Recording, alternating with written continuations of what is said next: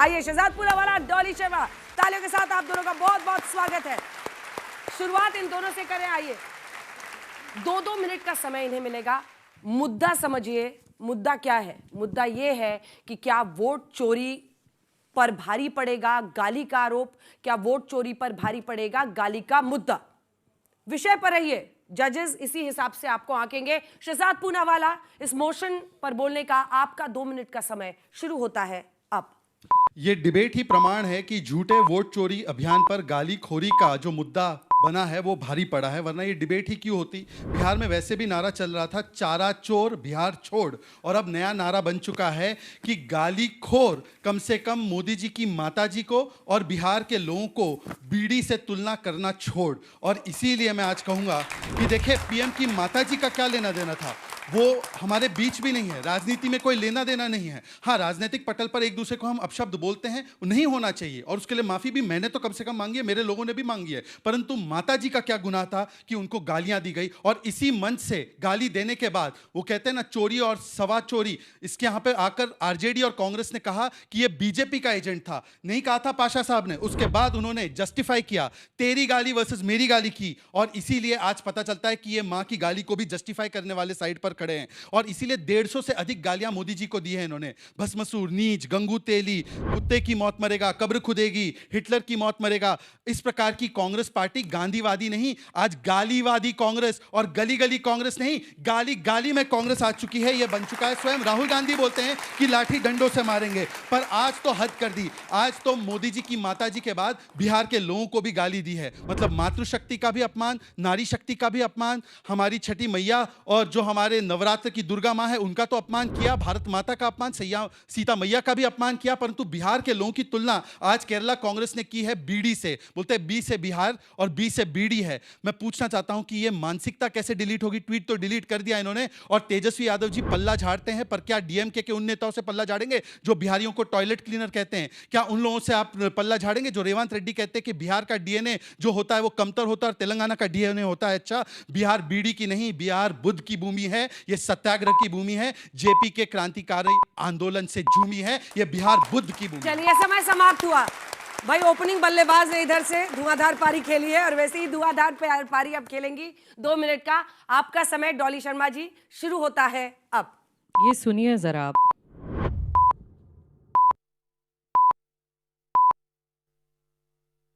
पोपट हो गया। नहीं नहीं, पोपट नहीं होगा सर।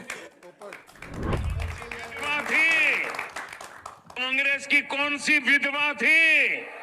भाइयों बता दीजिए, इस देश में कभी किसी ने 50 करोड़ की गर्लफ्रेंड देखी है?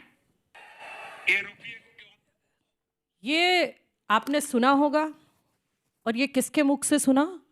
ये देश की सबसे ऊंची गद्दी पर बैठे व्यक्ति के मुख से सुना आपने, जो इस देश के प्रधानमंत्री हैं आज, जिन्हें स्थापित कर देना चाहिए एक उदाहरण पूरे देश में कि किसी भी महिला को, चाहे वो प्रधानमंत्री की मां हो, चाहे गरीब मजदूर की मां हो, सबकी इज्जत एक समान है। प्रधानमंत्री की मां है इसलिए इज्जत बहुत बड़ी है, या मजदूर की मां है इसलिए इज्जत नहीं है, ये इस देश में नहीं चलना चाहिए। सबकी इज्जत बराबर है। मेरी मां की, आपकी मां की, पूरे देश में हर किसी की मां की इज्जत बराबर है। बराबर तो उस मां की इज्जत भी है जिसने 8 साल ये जीएसटी झेली, जो भारतीय जनता पार्टी ने लूट की गब्बर सिंह टैक्स के नाम पे बनाई थी।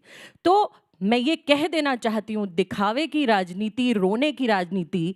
बच्चों मुझे बताओ, अगर देश की सबसे ऊंची गद्दी पर बैठा व्यक्ति रोएगा तो आम आदमी क्या करेगा? जिन बच्चियों के साथ बलात्कार हो रहे हैं, जिनकी बेटियां जलाई जा रही हैं, उन परिवारों का क्या होगा? आपके पास 56 इंच का सीना है, BMW कार है, इतनी बड़ी बड़ी आपके पास सारी प्रोटोकॉल्स हैं, जेलों में डालो।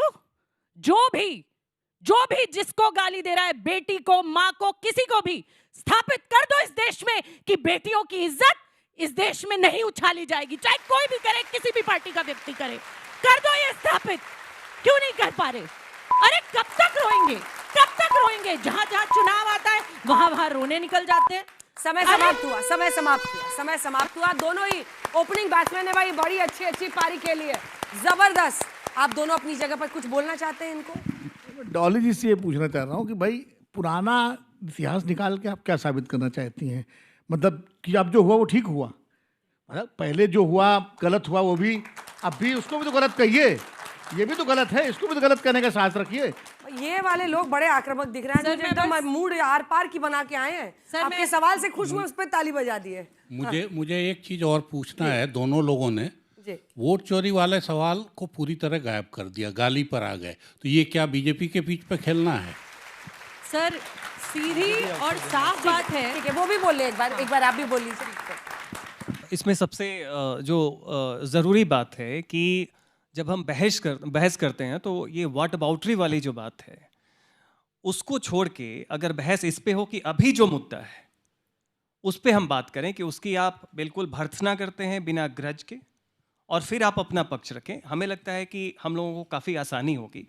नहीं तो ये बहस जो है गोल गोल घूमता रहेगा ठीक है, और चलिए। हमारे लिए भी मुश्किल। डॉली, एक वाक्य में तीनों जवाब दे जजेस सकते नहीं हैं? वो उनसे पूछ रहे हैं, मतलब सर मैंने यही कहा कि देश की सबसे ऊंची गद्दी पर प्रधानमंत्री बैठे हैं और जब प्रधानमंत्री एग्जाम्पल सेट करेंगे ना, किसी की भी हिम्मत नहीं होगी पूरे देश में अगर कोई किसी की मां और बहन को गाली दे दे। तो प्रधानमंत्री रोना बंद करें सबसे पहले, ताकि देश का गरीब आदमी ये समझ जाए कि हाँ हम सशक्त हैं। क्योंकि 56 इंच का सीना लेकर अगर कोई रोता है तो ये देश के लिए बड़ा दुर्भाग्यपूर्ण स्थिति है, ये मैं कहना ठीक चाहती है, एकदम छोटा सा, इतना ही बड़ा जवाब। अरविंद जी के सवाल ने ही ये स्थापित कर दिया कि आज वो झूठा वोट चोरी का नहीं, गाली खोरी का ही मामला है। और मैं इनसे पूछना चाहता हूं कि प्रधानमंत्री मोदी अपनी मां को दी गई गाली के लिए रोते हैं।